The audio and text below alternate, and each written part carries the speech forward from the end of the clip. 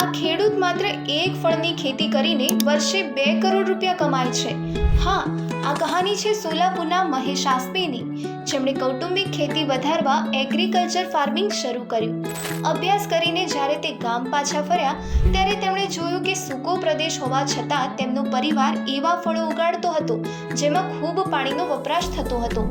આ ચિત્ર બદલવા માટે મહેશે એક એવા વિદેશી ફળને પસંદ કર્યું જે ઓછા પાણી, કાળજી અને ખાતર વિના પણ સારી ઉપજ આપી શકે. અને આ રીતે વર્ષ 2014માં સોલાપુરના સંગોલા જિલ્લામાં પ્રથમ ડ્રેગન ફ્રૂટ ફાર્મ બન્યું. પરંતુ શરૂઆતના 2 વર્ષમાં તેમને ન તો સારા છોડ મળ્યા કે ન તો સાચી માહિતી, જેના કારણે તેમને ભારે નુકસાન વેઠવું પડ્યું હતું. લોકોના ટોણા પણ સાંભળવા પડ્યા. પરંતુ તેમણે હાર માની નહીં, પરંતુ દેશ વિદેશમાં જઈને ડ્રેગન ફ્રૂટના ખેડૂતોને મળ્યા અને સારી ગુણવત્તાના છોડ સાથે ફરી એકવાર પ્રયાસ કર્યો.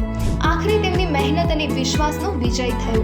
જેઓ એક સમયે તેમના પ્રયત્નોને મૂર્ખતા માનતા હતા, તેઓ હવે તેમની પ્રશંસા કરે છે. એટલું જ નહીં, અત્યાર સુધીમાં તેમણે 500થી વધુ ખેડૂતોને ડ્રેગન ફ્રૂટ ઉગાડવાની તાલીમ પણ આપી છે. આજે તે તેમના રૂકમણી ફાર્મમાંથી વાર્ષિક 200 ટન ડ્રેગન ફ્રૂટ ઉગાડી રહ્યા છે, તે પણ પાણીની બચત સાથે. જો તમને ડ્રેગન ફ્રૂટ ફાર્મિંગ સંબંધિત કોઈ માહિતી જોઈતી હોય તો તમે તેમનો આ નંબર પર સંપર્ક કરી શકો છો.